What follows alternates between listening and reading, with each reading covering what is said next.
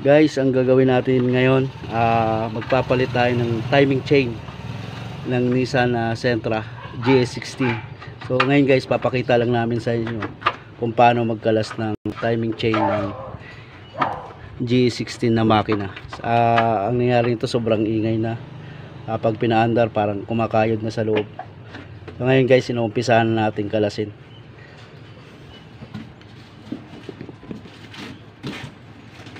Ang tatanggalin nating una rito, yung valve cover, pulley ng water pump, mga fan belt, tsaka crankcase bago natin ma-pull out yung timing chain.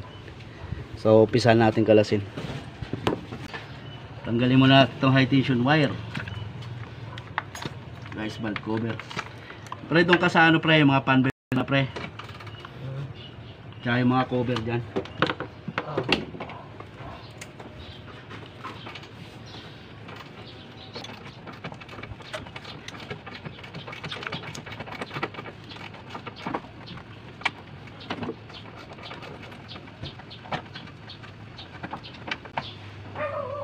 Unahin mo natin kalasin to guys, yung valve cover. Susunod naman natin yung timing chain cover.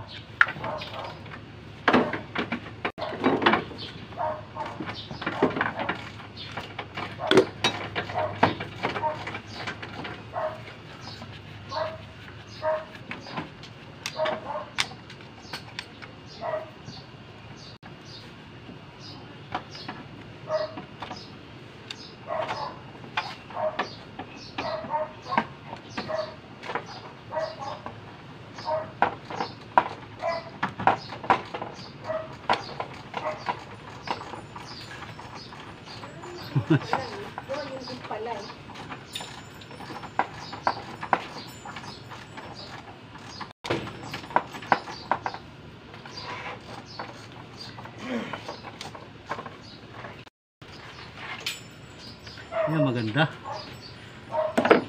Taas.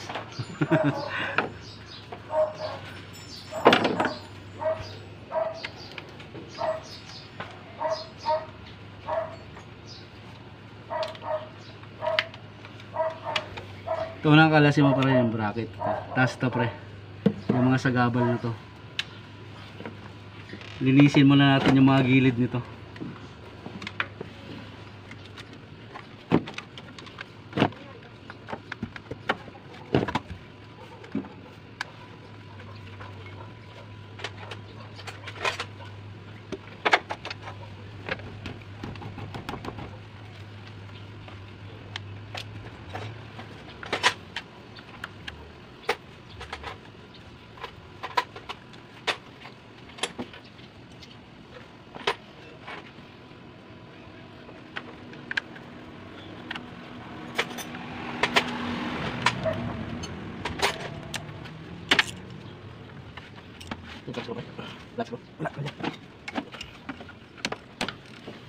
Ito malutong na itong breather hose nya.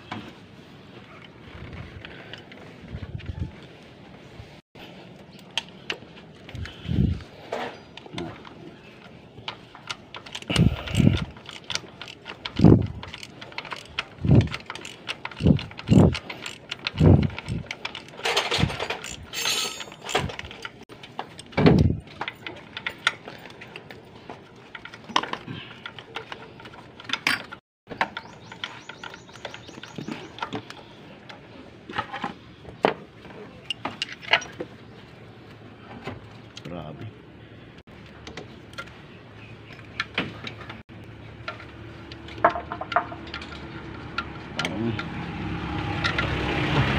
Grabe itong ano. Ito yung papalitan natin guys, timing chain. So sobrang itim na yung ano. Sobrang dumi na ng langis. Tingnan yung valve cover nya guys, oh. Daming lodge. Hira na mag-chill to.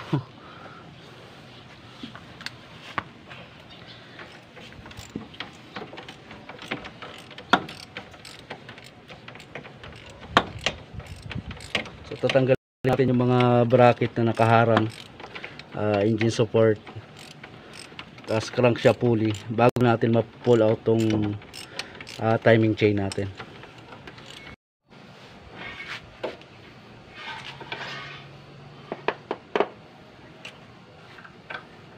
Pre, luwagan po natin pala crankshaft pulley niyan. Ika-crank muna natin yan. Tanggalin mo muna yung mga ano. Patras mo konti para makalabas Ah, yung sige. ating pajero. Sige. Konti lang.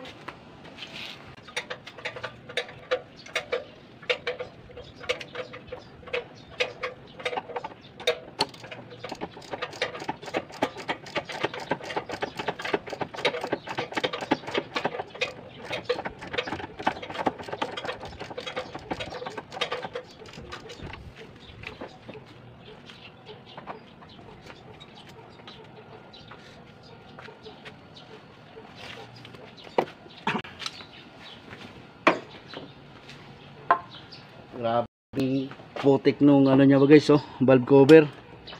So talagang matagal na bago mag-change oil.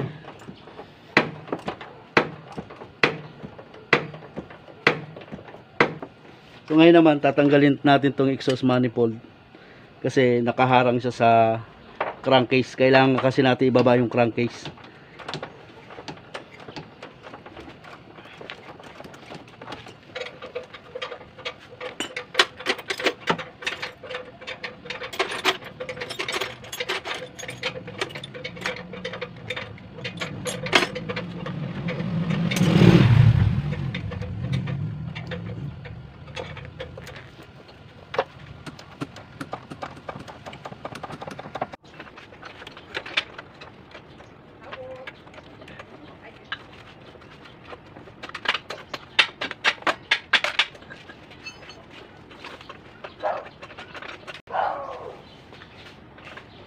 So ngayon guys, ito na isusunod natin yung bolt nung exhaust manifold.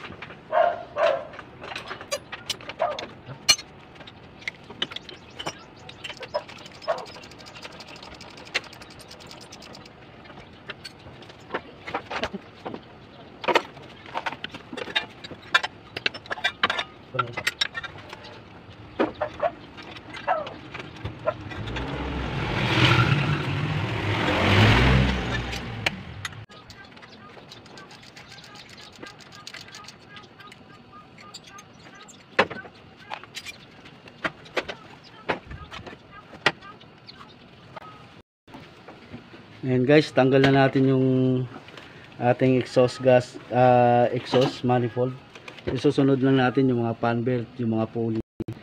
Yung isusunod natin tanggalin.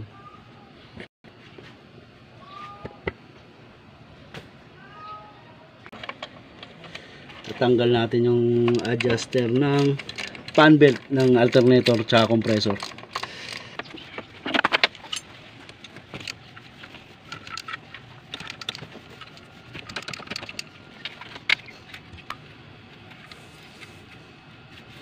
Guys, ang ipapakita muna namin ngayon ay paano magkalas ng timing chain.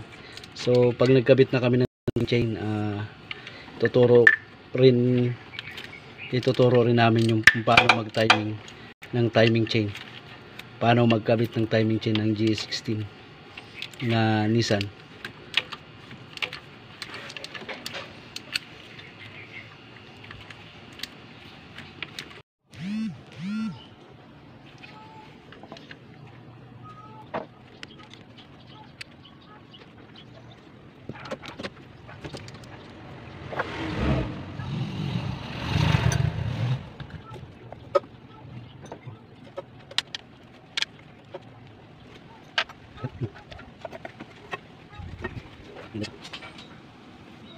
Ito, papalitan natin itong mga timing gear na to.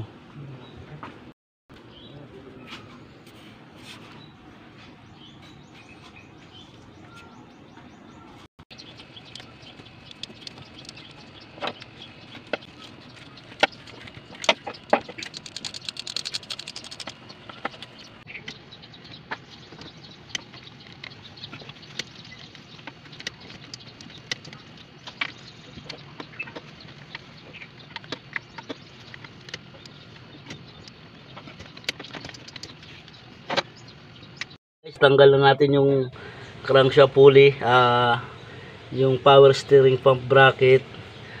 Tapos susunod natin na itong tanggalin yung crankcase. Tatanggalin din yan bago natin matanggal yung timing chain cover. Dito guys, ang tinanggal na namin ay itong water pump. Yan. Susunod na namin tatanggalin itong timing chain cover.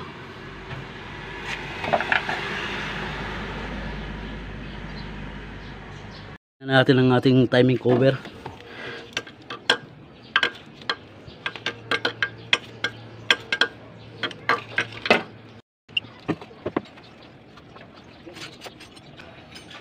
Ito guys, may dalawang tornilyo rin to dito. Ayan, dalawang G's na yan. Tsaka sa gilid, pag nagkalas tayo ng timing cover, may mga tornilyo pa tong G's dito sa gilid.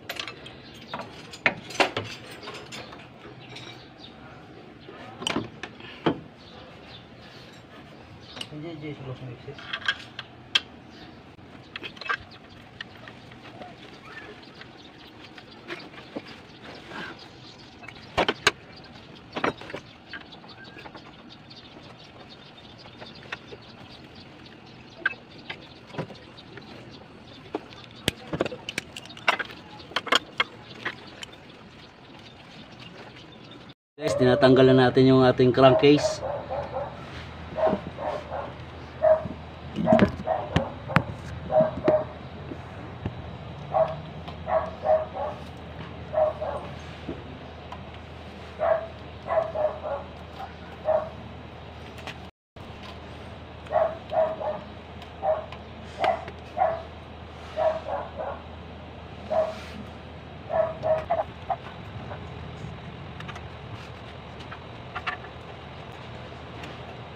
Bago natin maalis yung timing chain cover guys, magkailangan muna magkalas ng crankcase. Kasi nakaharang yung oil pump strainer dyan. So, hindi mo mabubunot yung timing cover pagka hindi natanggal ng crankcase o oil pan. Siyempre, martilyo.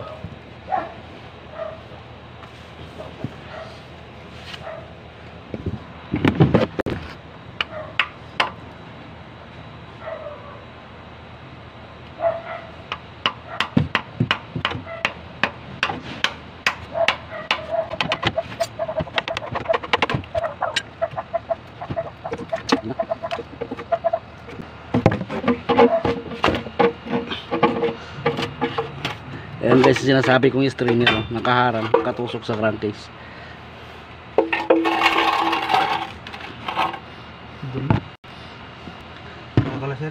Ayan, timing cover pre. Ito na lang 12. Dalawang 12. Gis yan.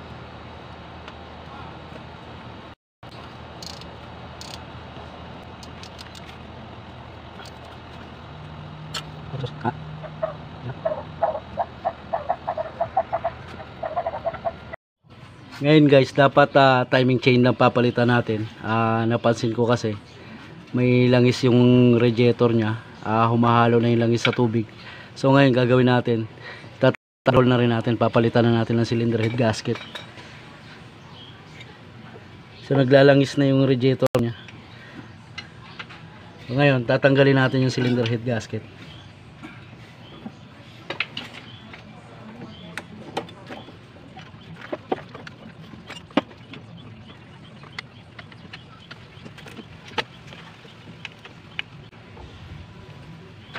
Lumaki trabaho natin, pre. Lumaki.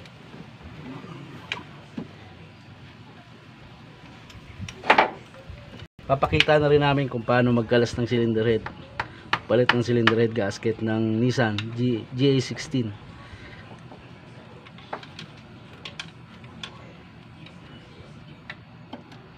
Gutin muna natin tong distributor nya. Air cleaner.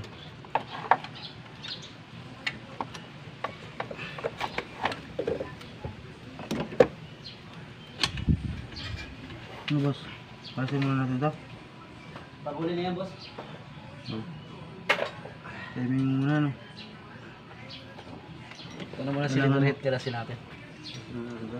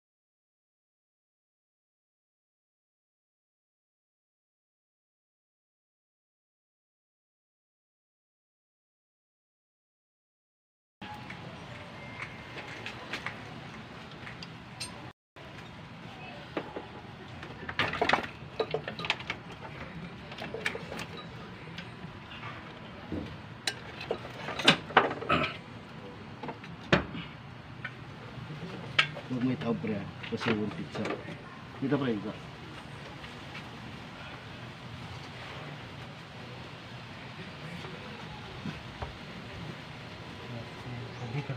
Ito na guys, yung papalitan natin cylinder head gasket. So, ang langis humahalo na rito sa tubig. Klapin mo na ito bro.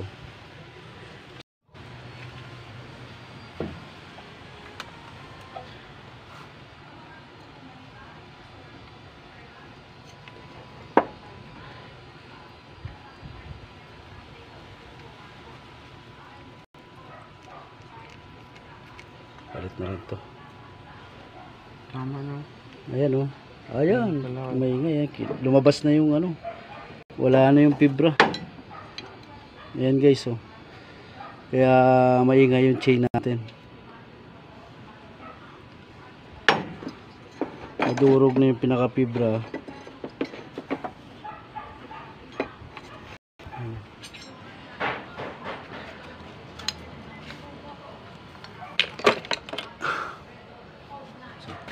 Ayan, tapos na yung kalasin natin yung timing chain tsaka cylinder head guys. Papalitan rin natin ng head gasket.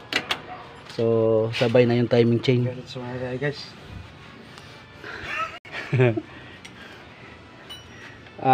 Pagka kinabit namin guys, papakita din namin sa inyo kung paano namin ikabit tong timing chain tsaka cylinder head gasket ng GS16 na Nissan. So, lilinisin lang namin to. Papalitan ko na rin ng valve seal. So wala namang singaw yung engine valve seal na lang papalitan natin. Kaya lilinisin natin yung head. Sa susunod guys, part 1 pa lang to, part 2 ipapakita namin sa inyo kung paano namin ikabit yung timing chain tsaka cylinder head gasket.